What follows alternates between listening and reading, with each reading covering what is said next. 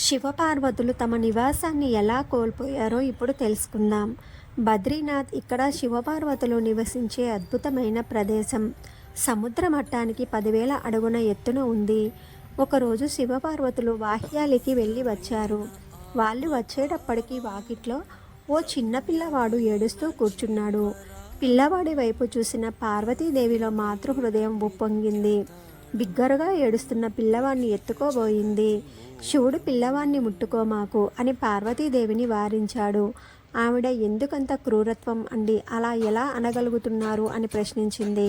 శివుడు పార్వతీదేవితో ఇలా అన్నారు, ఈ పిల్లవాడు మంచి పిల్లవాడు కాదు. మన వాకిట్లో తనంతట తాను ఎలా ప్రత్యక్షమయ్యాడు?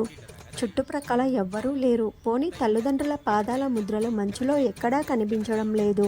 వీడు పిల్లవాడు కాదు అని పార్వతీదేవిని వారించారు. కానీ పార్వతీదేవి వినలేదు. నాలోని మాతృత్వం పిల్లవాడిని ఇలా ఏడుస్తూ వదిలేయలేదండి అని చెప్పి పిల్లవాడిని ఎత్తుకొని ఇంట్లోకి తీసుకొని వెళ్ళింది. ఆమె ఒడిలో కూర్చున్న పిల్లవాడు చాలా సంతోషంగా కనపడ్డాడు. శివుని వైపు ఆనందంగా చూస్తున్నాడు. శివునికి ఏం జరగబోతుందో తెలుసు, అయినా సరే కానీ ఏం జరుగుతుందో చూద్దాం అనుకున్నారు. పార్వతీదేవి పిల్లవాడిని సముదాయించింది. అన్నం తినిపించింది. అతన్ని ఇంట్లో వదిలి దగ్గరలోని వేడినీటి బుగ్గలో స్నానం చేయడానికి శివునితో పాటు వెళ్ళింది. వాళ్ళు తిరిగి వచ్చేటప్పటికి ఇంటి లోపల వైపు తలుపుకు గడియ పెట్టి ఉంది. పార్వతీదేవి ఆశ్చర్యచకితురాలైంది. తలుపు ఎవరు వేశారండి అని అడుగుతుంది.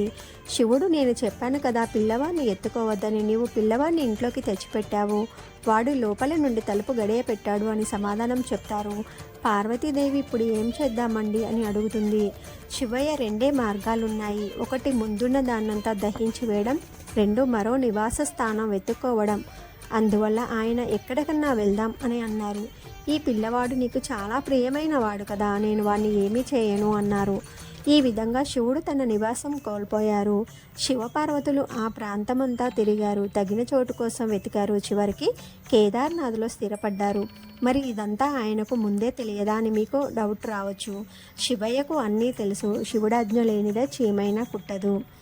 కేదార్నాథ్ చరిత్ర. పురాణాల ప్రకారం కురుక్షేత్ర యుద్ధం తర్వాత పాండవులు తమ సొంత అన్నదమ్ములను, బంధువులను చంపాల్సి వచ్చినందుకు కలత చెంది ఉన్నారు. దీనినే గోత్రవధ అని అంటారు. వారెంతో అపరాధ భావంతో కుంగిపోయసాగారు. తమని తాము విముక్తుల్ని చేసుకునేందుకు వాళ్ళు మార్గం వెదకసాగారు. అందుకని వాళ్ళు శివుని కోసం బయలుదేరారు.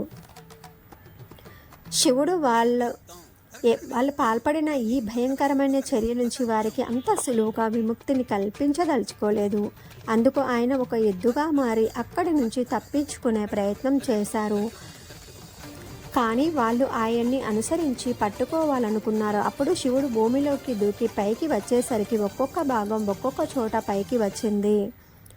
ఎద్దు మూపురం కేదార్నాథ్గా, ముందరి 2 కాళ్ళు కేదార్నాథ్ వెళ్లే దారిలో తుంగనాథ్గా, నాభి భాగం భారతదేశపు హిమాలయాల్లోని మధ్య మహేశ్వరుడు అనే శక్తివంతమైన మణిపూరక లింగంగా, జటాజూటం కల్పనాథునిగా, ఇలా శరీరంలోని వేర్వేరు భాగాలు వేర్వేరు ప్రాంతాల్లో అవతరించాయి.